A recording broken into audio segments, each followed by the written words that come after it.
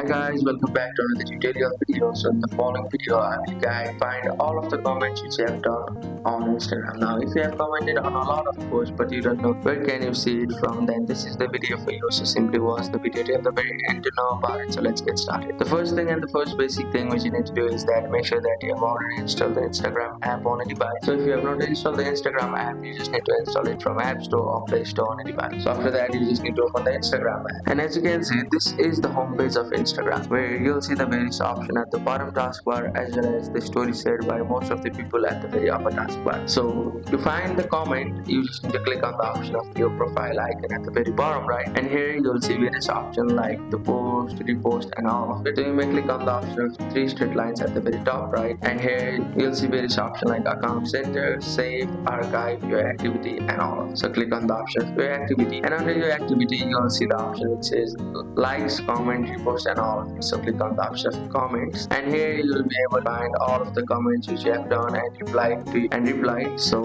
that's it. That's how you can find all of the comment on Instagram. Thank you for watching the video, and thank you for watching the video. Please don't forget to like the video and subscribe to our channel. Thank you.